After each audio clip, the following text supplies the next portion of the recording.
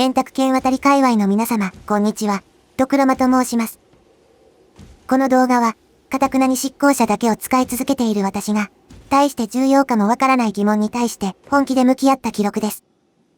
第2回となる今回、丸裸にされるのは、赤銅色の鎧を身にまとう、ルツボの騎士の方々です。エルデンリング本編で、パリーの練習台とも言えたような彼らは、執行者にとって、弾きの楽しさを教えてくれる両敵のはずが、全体的なカット率も高く、得意の出血も無効、致命ダメージ耐性まで兼ね備え、刀一本で火力を出すにはあまりにも硬く、楽しさの先に思い知らされるは、手応えのない無力感です。執行者としてできることといえば、とにかく弾いて体勢を崩し、致命を取ってる間に、味方に火力を出してもらう、という印象ですが、カチカチの重装を前に影すらも取れず、傍観するだけのこともしばしば。血の刃に完全に毒された私も、最近は弾くことすら忘れていることがあります。しかし、このルツボ、本当に抗えない存在なのか。とにかくスピードが求められる夜渡りにおいて、探求の末、執行者はどこまで答えられるのか。全ボス攻略を望む声など、とうに聞こえなくなった。アップデ直後だろうが関係ない。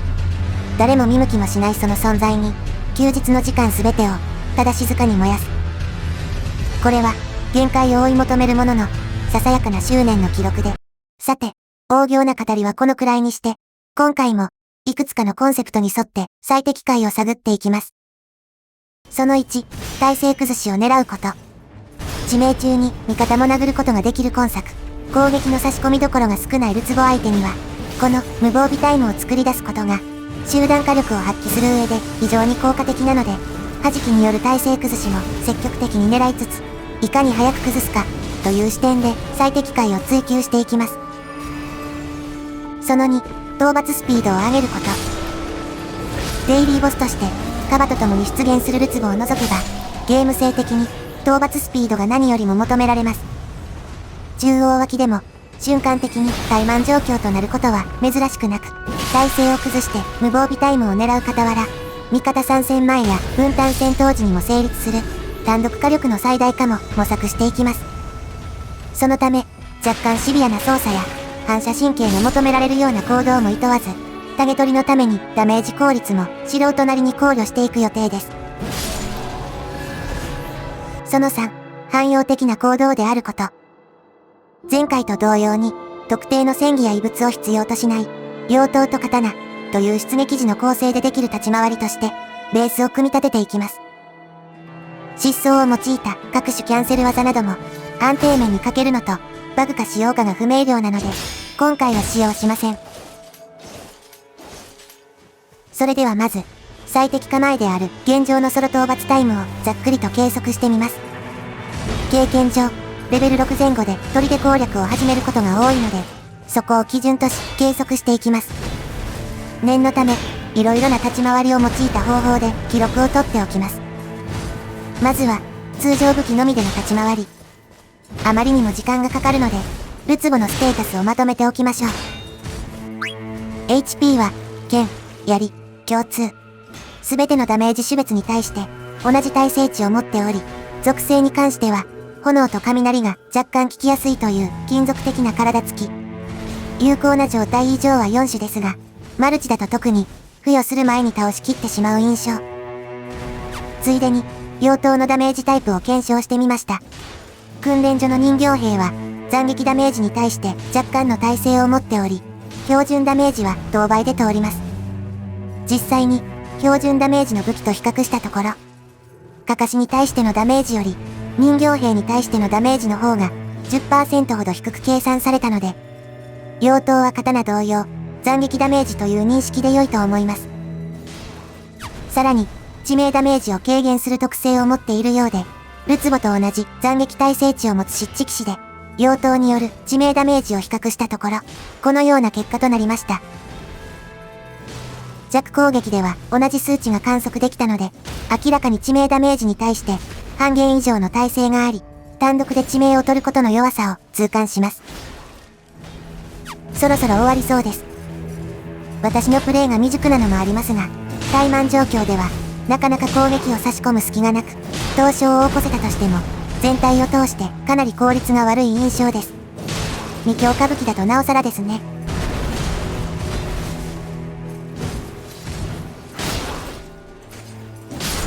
討伐タイムは2分2秒。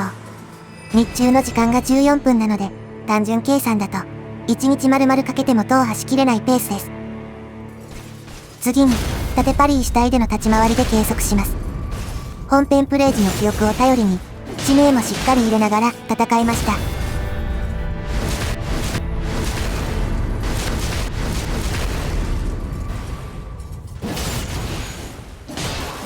タイムは1分22秒。凍傷が一度入っている割には早くなく、致命耐性の壁を感じる結果です。それでもコンスタントにダウンを取れるので、味方も参戦していて、パリー盾を持っていれば、おそらくこれが最速の立ち回りになりそうですが、執行者の役目かと言われると、怪しいです。そして、今回突き詰めていく、弾きを用いた立ち回り。真剣ゼミで何度も予習してきたおかげで、モーションはなんとなく体が覚えているものの、正確に見分けられるほどではありません。現時点では、感覚で後隙が長そうな大振りの攻撃に、ガードカウンターを差し込んでいるだけの状態です。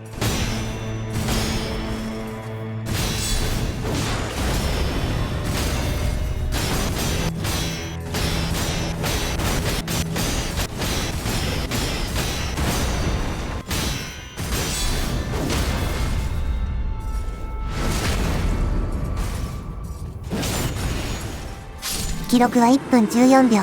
ソロでこのタイムは速いのか遅いのか判断に迷いますが、これをどこまで縮められるか、というのが課題になります。ついでに、ほぼ初めて使うに等しい、産声を上げたばかりのブライカンでも測って、ついでに、1ミリも使ったことのない、産声を上げたばかりのブライカンでも測ってみましたが、筋肉の偉大さを分からされる結果となりました。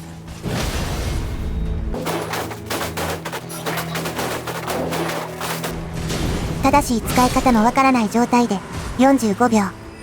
この強靭ジジイとの差を限界まで縮めてやろうというのが今回の最終目的となります。前置きが長くなってしまいましたが、本題に入りましょう。ルツボの騎士、剣。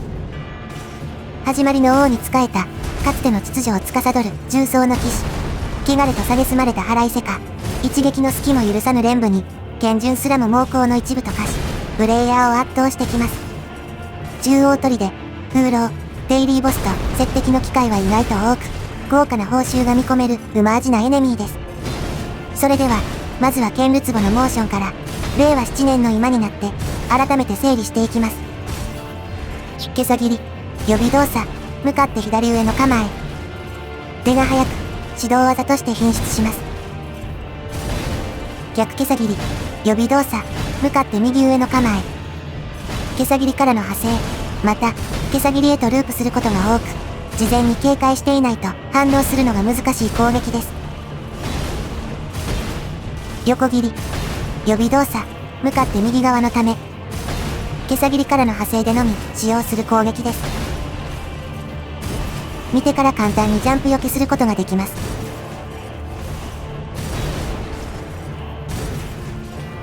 切り上げ、予備動作、剣を引きずりながらの構え。単発でも使用しますが、踏みつけの後に繰り出してきやすい攻撃。この攻撃の後は、けさ切りに派生することが多いです。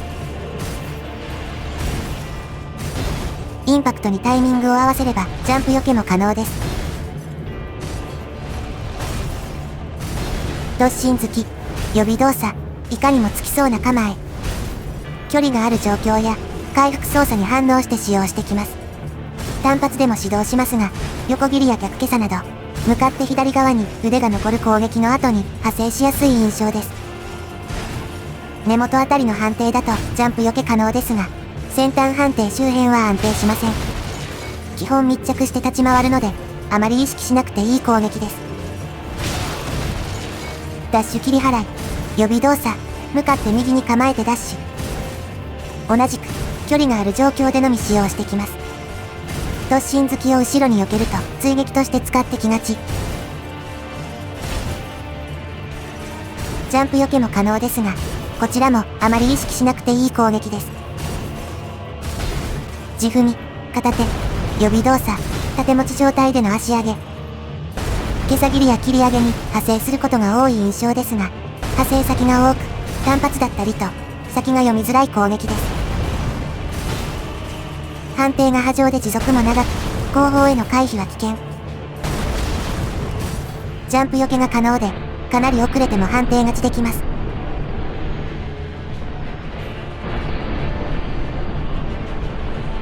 地踏み、両手、予備動作、両手持ちへの切り替え。踏みつけの後、切り下ろしからの2回転切りに派生します。途中で中断されることのない独立したコンボ攻撃で、見分けやすく、後隙も長いデレコードを。踏みつけ、2回転切り、ともにジャンプ避け可能です。ガード、盾を構える状態以降。100% に近いダメージを無効化する防御モード。向こうもこちらも何もできない時間が流れる完全な遅延、煽り行為です。そんなことしてるから汚れとシールドバッシュ、予備動作、盾を持ってかがむ姿勢。攻撃をガードした際のカウンターとして品質、稀に向こうから繰り出してくることがあります。駆け上がり込みでジャンプ避け可能ですが、猶予が短く、先読みなしで見てからだと間に合わないことが多いです。ガード状態を確認したら、とっとと殴って誘発することを推奨します。以上が、剣ルツボ共通のモーションで、ここからは、風浪、デイリーボス固有のモーションです。黄金の怒り、予備動作、両手をクロスさせる姿勢。携帯移行時の吹き飛ばし攻撃。この瞬間のみの行動で、ジャンプ避けが可能です。尻尾払い、予備動作、尾の出現。出が早く、反応が難しい攻撃。単発で繰り出してくることもありますが、主に、各攻撃の後隙埋めとして使用してきます。向かって左側に腕が残る攻撃の後に派生しやすい印象で、ジャンプ避けも可能です。その性質上、こちらのカウンター行動が狂わされる可能性が高く、対応が課題となりそうな攻撃です。滑空突き、予備動作、翼の出現。携帯移行後に使用してくる攻撃で、初回は黄金の怒り後に確定発生します。距離を取られるため遅延行為気味であり、カウンターを入れづらい攻撃。ジャンプ避けも可能です。尻尾2連、予備動作、長い尾の出現。滑空突き後の派生でのみ使用してきます。範囲、ダメージともに大きく、敵市街でも巻き込まれやすい危険な攻撃です。2段ともジャンプ避け可能です。以上が、剣ルツボが繰り出してくる行動のすべてです。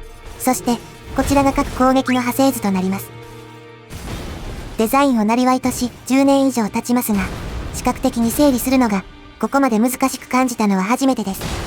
それほど独立した一連の動作が少なく、ほとんどの攻撃が派生、中断、ループしたりと、先読みしづらく厄介な相手。その振る舞い自体も混ざり物、すなわちルツボである、というコンセプトなのかもしれません。続いて、各攻撃を弾いた後の位置状況について。のけぞりが大きな攻撃は少なく、思念すべき攻撃は一つのみです。尻尾2連。2段目を弾いた際に大のけぞりとなります。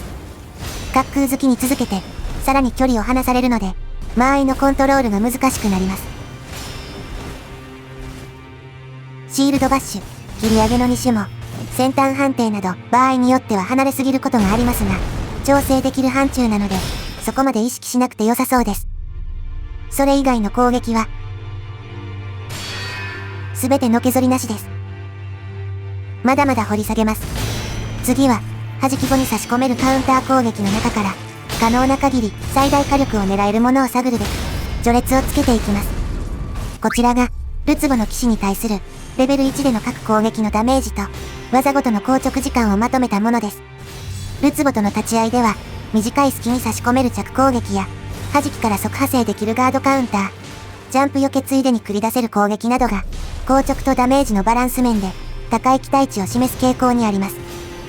また、弱攻撃コンボの場合、前段の硬直をキャンセルして、次の攻撃につなげられるため、ダメージだけを見れば、同じ隙にため強攻撃を1発入れるよりも、弱攻撃3発入れた方がダメージ期待値は高くなります。各攻撃の強靭削り値についてもざっくり確認。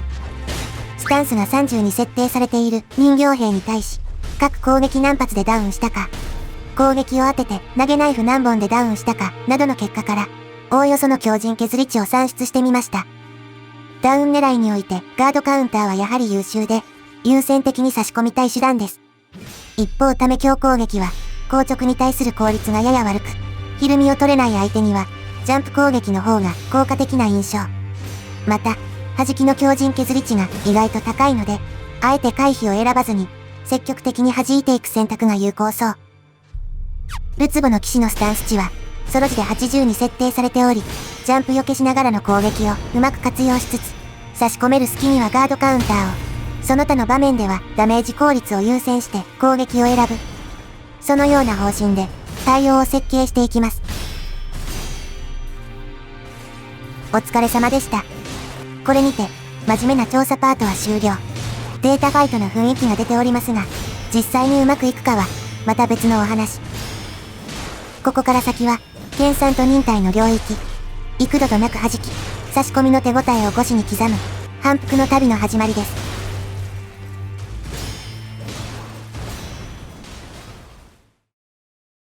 剣ルツボへの最適化は一応の納得点を迎えました。そろそろルツボの所相が私にも発言しそうなので、人であるうちに各対応をまとめましょう。休む間もなく攻防が展開されるため、スタミナの管理が何よりも重要となります。状況に応じた変化についても合わせて補足していきます。耐性ダウン時。ダウンを確認したら距離を取って戦技。転んだ隙に弱攻撃を4発。両刀が未開放の場合は、ジャンプ強攻撃を入れてから弱攻撃を2発。ダウンした際の初撃には、1.2 倍のダメージ補正がかかるので、ダメージの高い単発の攻撃を入れることが有効です。開放戦技は転ばせるダメージレベルを持っているので、さらなる追撃の隙が生まれ、ダメージを稼げます。注意点として、戦技発動時の距離感や位置によって、転んだ後の状況にムラが生じます。カメラ角度や戦技タイミングで変わるので、大体の目印となりますが、自キャラの頭頂部が、ルツボのルツボに合わさるラインから、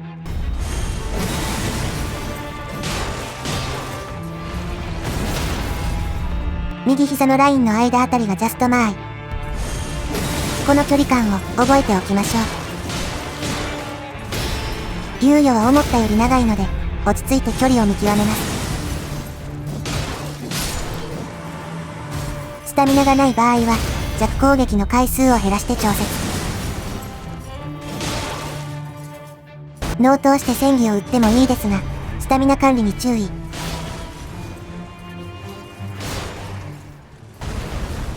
味方も参戦しているときは、そのまま致命を取ってしまっていいです。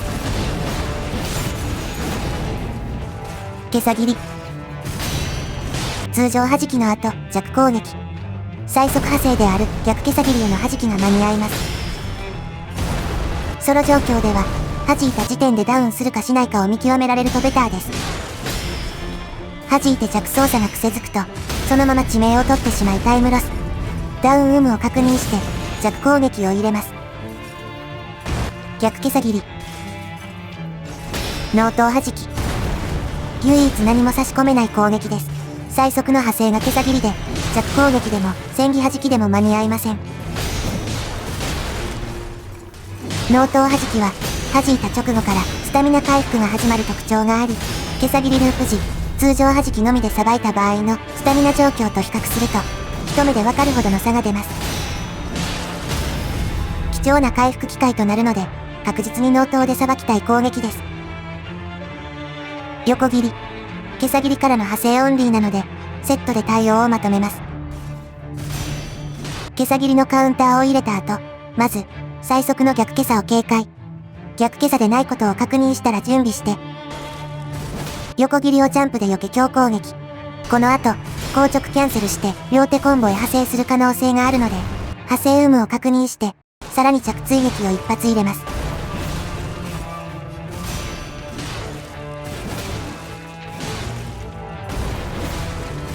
スタミナがない場合は、ジャンプ避けのみで回復します。切り上げ。引きずりを確認したら準備。インパクトをジャンプで避け強攻撃。弾いた場合は、弱攻撃一発が入り、最速行動に間に合いますが、スタミナ消費、ダメージ、強靭面全てにおいて、ジャンプ攻撃の方が優秀です。スタミナがない場合は、こちらもジャンプ避けのみとします。突進突き、ダッシュ切り払い。執行者の間合いでは、ほぼ見ることのない攻撃ですが、設定時など万が一発動した場合、突進突きは弾いて弱一発。ダッシュ切り払いはジャンプ強攻撃で対応し、次の攻撃に備える余裕を持たせておきます。片手地踏み。この攻撃は、弾いても強靭を削れないため、ジャンプ強攻撃でさばきます。この後、毛さ切りか地面を引きずる切り上げに派生することが多く、切り上げに派生した場合は、弱攻撃が追加で入ります。反応が遅れると、次の行動に間に合わないことがあるので、致命後の急発動など、ジャンプが遅れた際は弱攻撃に変更するか、ジャンプのみに切り替えて、次の攻撃に備えます。スタミナがない場合も同様です。両手地踏み。踏みつけをジャンプで避けて強攻撃。切り下ろしにガードカウンター。1回転目を通常弾き。2回転目で再度ガードカウンター。ソロだとこれだけでダウンします。マルチの場合は、後隙に着攻撃が2発入ります。大幅な強靭削りが見込めますが、その分スタミナもごっそり持ってかれます。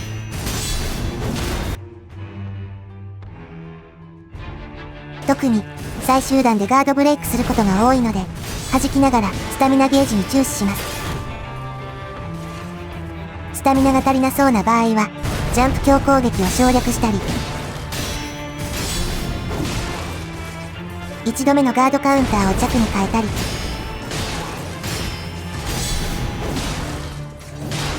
ノート弾きでブレイクを防ぐなど、ブレイクしないことを優先して、やりやすい方法で各カウンターを調整してください。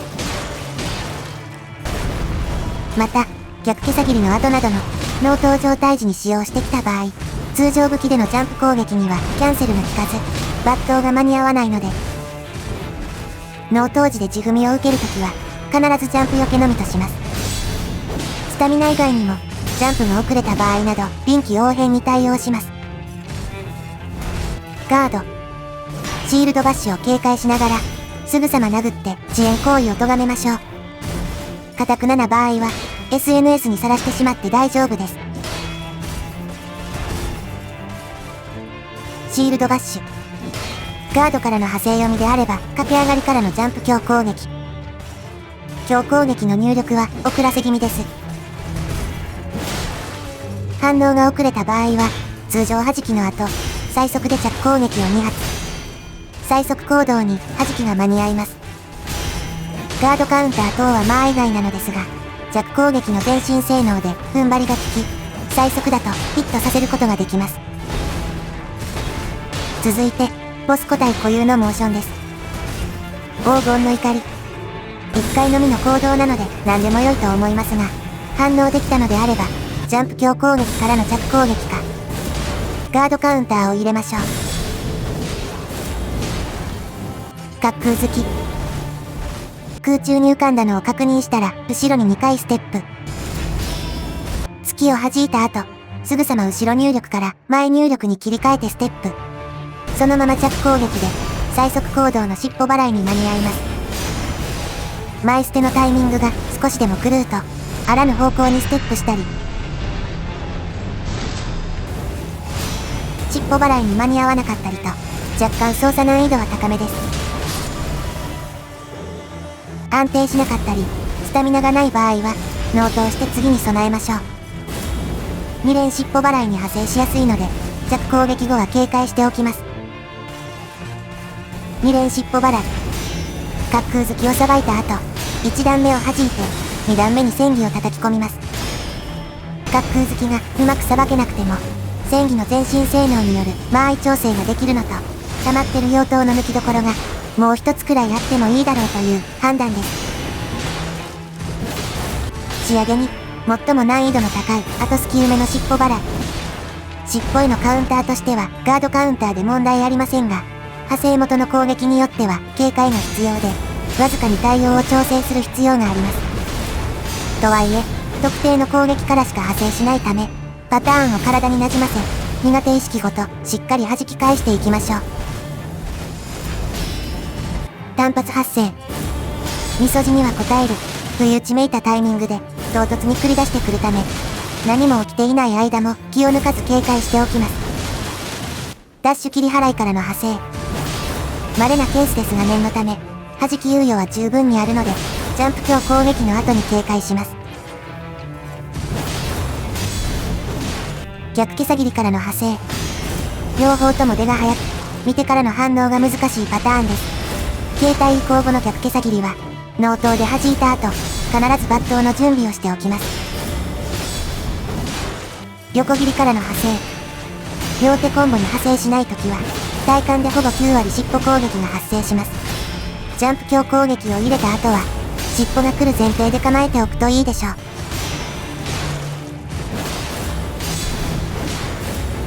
片手地踏みからの派生。発生が早く、地踏みへの反応が少しでも遅れると間に合わないので、携帯移行後はジャンプのみか、反応できても弱攻撃に変更した方が丸そうです。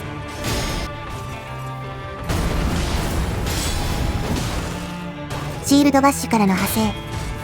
派生というより、背後状況に反応して使用してくる印象ですが、確率が高いため警戒しておきます。剣るつぼ、一丁上がりです。もはや彼から学び得ることは何もありません。ゲージ管理を含めた、格ゲーさながらの読み合いが繰り広げられ、緊迫と高揚が交錯する、実にスリリングな盾を味わうことができます。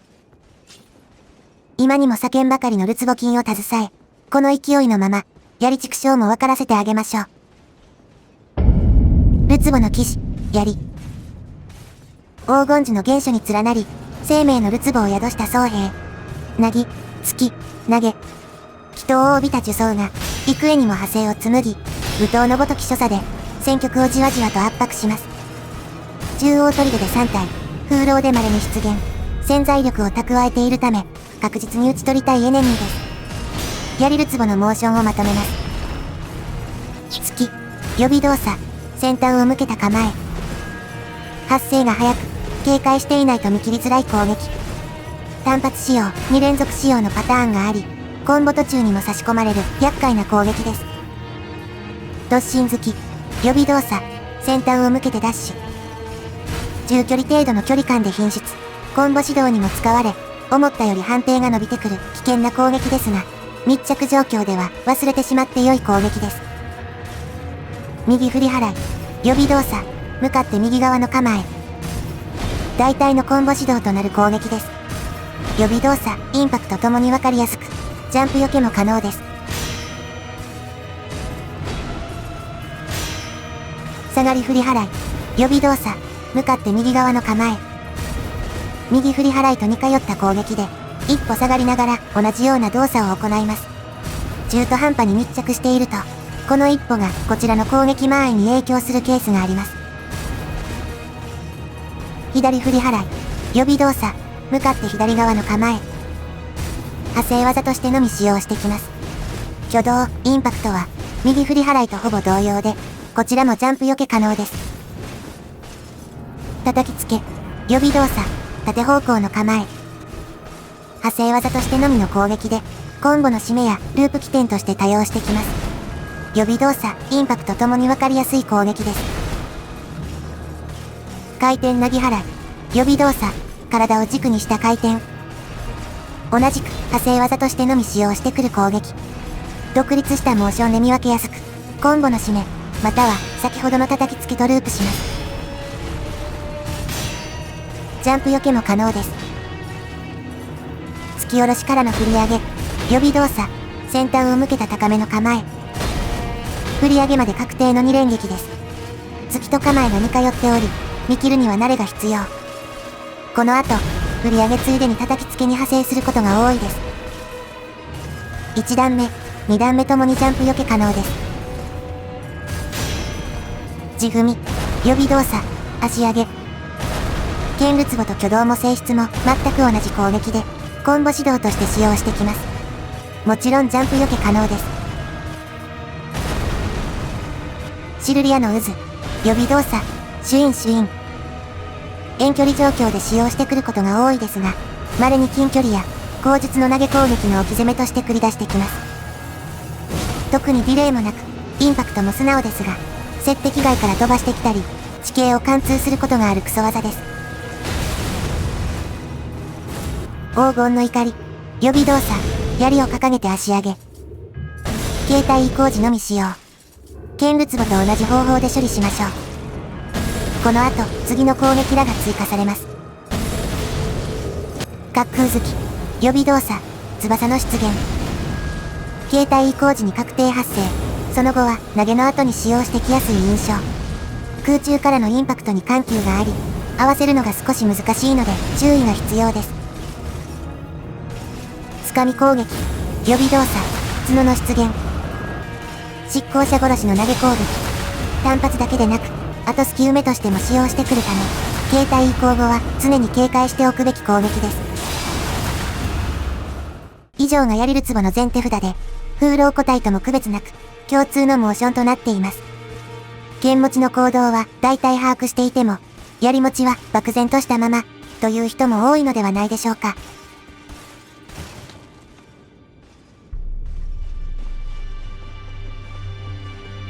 剣ルツボ同様に、攻撃の派生図を作成してみました。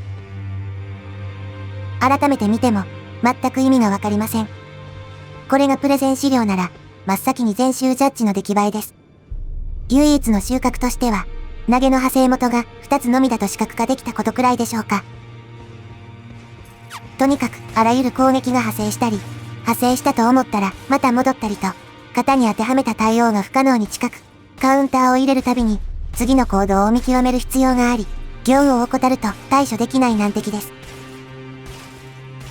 弾いてのけぞる攻撃は一つもないため、弾き後の状況確認については省略して、心が折れてしまう前に、早速対策を深めていきます。まず、マルチプレイでの対応について。槍ルツボの攻撃網は複雑とはいえ、手数自体は少なく、各動作の後隙も長いため、ほとんどの攻撃にガードカウンターが通ります。致命タイムが有効なマルチでは、地踏みと、突き攻撃と、突き下ろし初段を除き、基本はガードカウンター対応で問題ないと思います。しかし、短期状況、特にソロプレイでは、ガードカウンターを入れまくっていると、槍の手数の少なさゆえ、両頭が空のままダウンを迎える場面が少なくありません。ダメージ最大化を狙うなら、なるべく獲物を満足させてからダウンを取りたいので、強靭を削りすぎずダメージを積み重ね、複雑な派生に備えるバックアップも組み込みながら、立ち回りを最適化していきます。ほんじゃ、やりましょうか。順番が錯誤しますが、まず、派生で対応が変わらないものからまとめます。地踏み。ジャンプ強攻撃。例に倣って、反応が遅れた際などは、ジャンプのみや弱攻撃に変更してください。この後は、右振り払いを使ってくることが多いです。突進突き。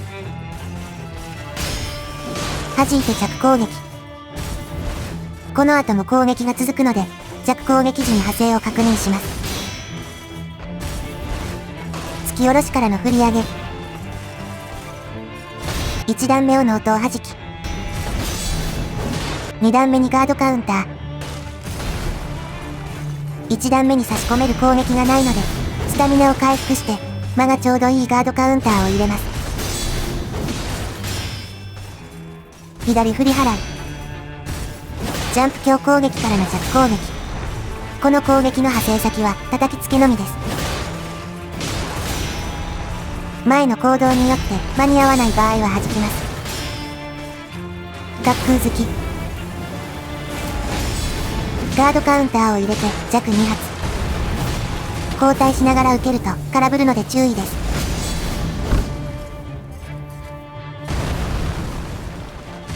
掴み攻撃。真後ろに回避してそのまま着攻撃。追加で着一発入ります。別方向への回避は空振りがちなので後ろに避けましょう。ここから一つギアを上げます。叩きつけ。通常弾きの後弱攻撃2発。コンボ締めになり得る攻撃です。殴りながら回転投げ払いにつながっているかを確認して、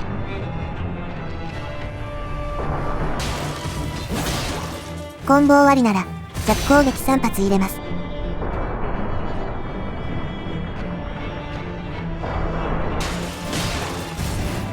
携帯移行後は弱攻撃を一発入れた時点で投げ派生の有無を確認します。回転投げ払い。ジャンプ弱攻撃からの弱攻撃。弱攻撃を入れながら叩きつけループを確認します。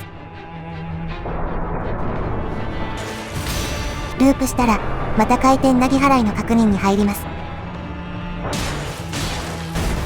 コンボ終わりなら弱攻撃が追加で一発入ります。携帯移行後はジャンプ強攻撃のみに変更し、投げ派生を確認しましょう。初撃を強攻撃としても良いですが、叩きつけに派生した場合の隙間がかなりシビアです。強を入れるのはダウン狙いの時か、余裕を持ってジャンプできた場合のみにした方が安全です。さらにギアを一つ上げます。突き。弾いて着攻撃の基本パーツ。派生によってカウンター数が変わります。弱を入れた時点で次の派生を確認します。連続突きを確認できたらさらに一発。ここで再度逆派生の右振り払いかどうかを確認します。2回目の突きは密着による根元判定で回避できます。2回目の突きを確認し、準派生なのを確認したらとどめに一発入ります。これ本当に人間にできる動きなんでしょうか。全くそんな気がしませんが、いよいよ次がラストです。右振り払い。基本パーツは弾いて着攻撃。弱攻撃を入れながらまず最速の突き派生を警戒しておきます。突き派生でない場合は左振り払いか回転投げ払いかを確認。回転派生の場合追加で着が一発入りますが、確認猶予はかなりシビアで後の行動にしわ寄せがきます。反応が遅れた場合は無理にジャンプせず弾くか、確認追撃が難しそうであれば弱一発で固定して安定を取りましょう。高みを目指す方は一番大きく動く武器の先に注視します。これを皮切りに今までの派生地獄が始まります。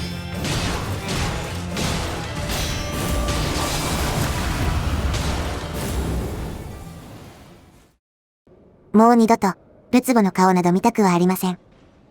なぜ二人同時にやろうと思ったのか、一月前の自分を心底恨みます。最後にこの遺恨を全て叩き込み、どれほどの成長を遂げたのか確かめてやりましょう。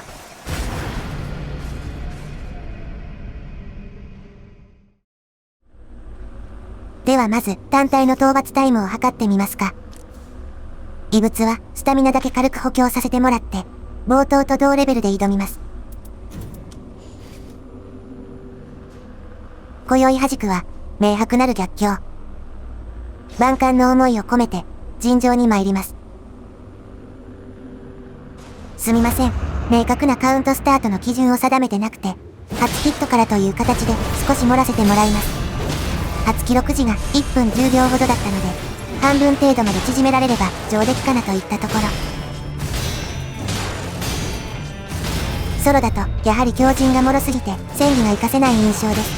ダウン時、戦技が打てる打てないとでは、倍ほどのダメージ差が出ますが、すべての攻撃を素直に弾いても、光らないままダウンすることは起こり得たので、歯がゆいところですね。記録は32秒。異物やアイテムで火力を盛れば、あと数秒早い記録がポテンシャルって感じでしょうか。槍芸人も測ってみましょう。初期武器は未強化なので、この初手は若干ガバ気味です。体感、立ち会っていて、槍の方が柔らかく感じるのですが、ライフは変わらないんですよね。毎回違う派生をするので、ダウンするタイミングが予測しづらくて、めちゃくちゃ難しいです。かといって、確認しやすい攻撃だと、派生対応ができなくて、歯がいいところですね。このペースで殴り合っていると、携帯以降のモーションを挟まずに投げてきたりします。記録はこちらも32秒。およそ1700の体力を削る時間なので、レベル6、対ルツボでの妖刀 DPS は、バフなしで53前後という感じでしょう。霊気運用がうまくできれば、もっと伸びしろはありそうですが、同傷ダメージが、だいたいレベル6での弱4発分くらい。レベル10以上ないと、切りに3回は必要なので、非現実的ですね。最後に、通して中央砦を踏破してみます。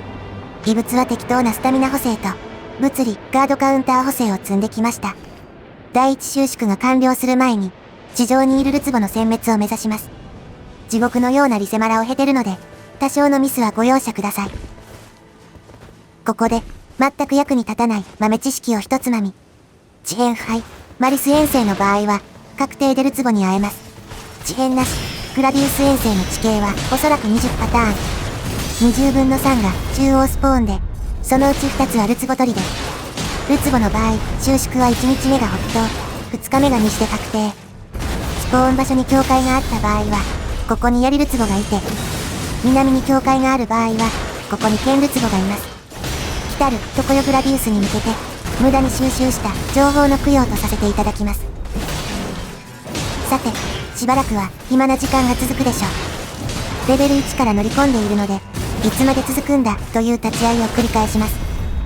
他キャラのレベル1での立ち会いは、どのような感じなのでしょうか。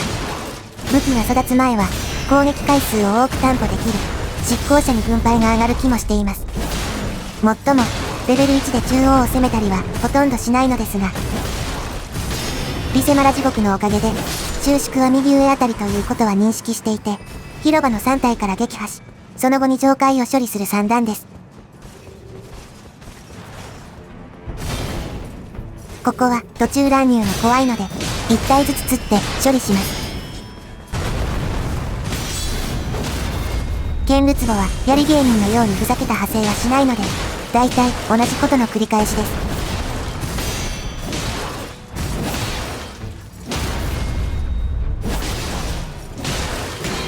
妖刀が光ってないことを認識できたら、ジャンプで避ける攻撃などもなるべく弾くように調整します。ダウンタイミングを読み違えて、被弾したりもしています。今作は特に地名の数月がすごい気がしていて、見極めが大変です。毛先りループ時は、交代しながら受けると、その数月に稀な保険が効きます。2回殴ってガードをやめない場合は、遅延行為として後に通報しましょう。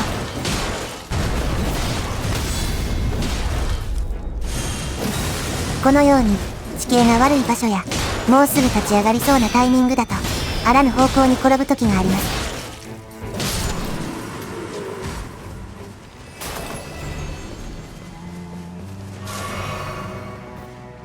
槍との立ち合いです。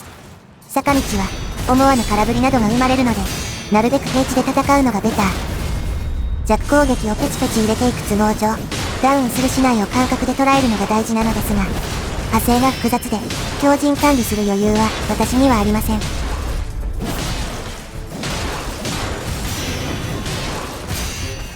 月を見極めることに夢中で、スタミナ管理ができていませんでしたが、回転派生で事なきを得ました。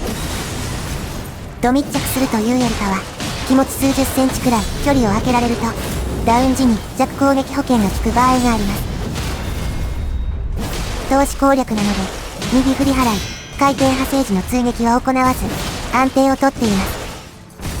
ジャンプ攻撃でのダウン読みが外れて、とっさの突きに致命を取ってしまい、痛恨のタイムロス。残りライフ的にも良くないミスでした。さて、3体分のルーンを携え、ここで一旦レベルを上げに行きます。獣王砦でレベルを上げに行くタイミングが難しいですよね。砦攻略中に味方が分断する要因にもなっている気がします。生存率が上がるのは確かですが、祝福までの往復を考えると、スピード的にどうなのかは半信半疑です。ここでお待ちかね、高速移動アーツの出番です。他の追従を許さない圧倒的スピードで戦場を駆け抜けます。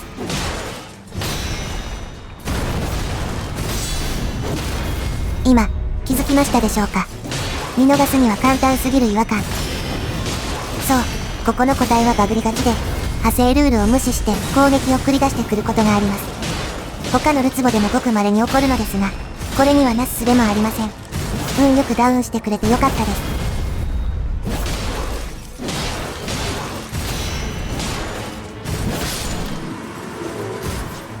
アンチは事前知識通り右上。祝福側のテラスだけアンチ内なので、残り4体、奥側から倒していきます。収縮は始まっているので、残り3分ないくらいです。せっかくなので、ここの剣持ちには一役買ってもらいましょう。まず、ヘイトを取ったら階段上まで来てもらいます。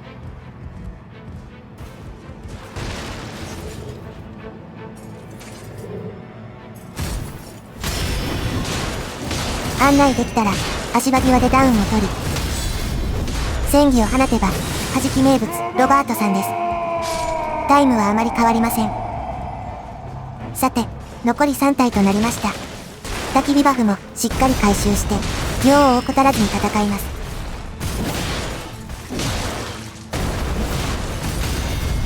今のが保険が効いた例ですね。ここは平地なので、比較的戦いやすく、距離調整もしやすいです。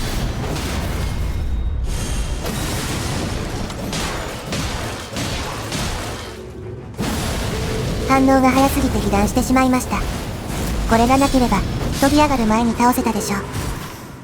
残り2体、結構ギリギリな予感がしています。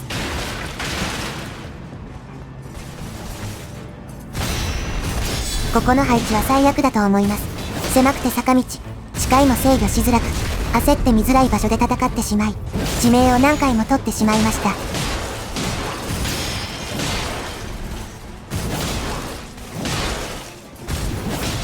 ダウン読みも外す始末。残り1体まで倒しきれるでしょうか。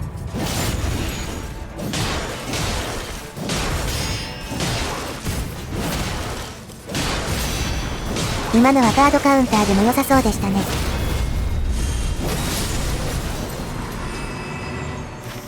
残り1分ないくらいでしょう。遅延行為を引かないことを祈ります。余談ですが、日々飛び交う妖刀の調整議論について、私の好みとしては、弾きチャージがもう一段階あったり、弾けば弾くほど、解放時に恩恵があったりという形になれば、弾く意味も今以上に増して、面白そうだなと思ったりしています。こう見ると、やってることは、ただのバッタですね。ソロだとスタミナが切れる前にダウンが取れるので、もう少しジャンプでないカウンターを増やしてもよかったかなと、改めて見て感じました。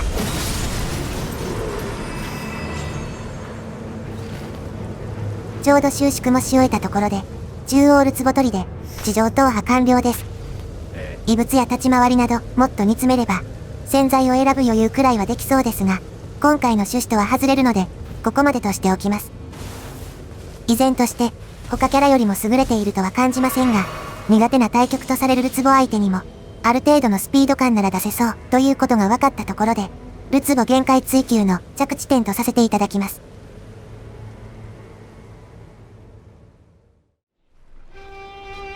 執行者におけるルツボとの対局。肯定的な意見をあまり目にしないことから、挑戦に踏み切った今回の限界追求。私自身、戦い方の指針が曖昧なまま望むことが多かったので、希望的な結果を出せて良かったと感じています。逆境であっても、一味も二味も異なる駆け引きを味わえるのは、この上ない魅力であり、執行者ならではのプレイフィールです。効率などは二の次で、全攻撃を受け流す、その純粋な快感を味わっていこうと思います。検証的な要素が強くなり、愛も変わらず、長尺な動画となってしまいましたが、最後までご覧いただき、誠にありがとうございました。それではまた、我が弾き道を阻む、新たな障害が現れたその時に、お会いしましょう。最後に、執行者 OTP の私から一言。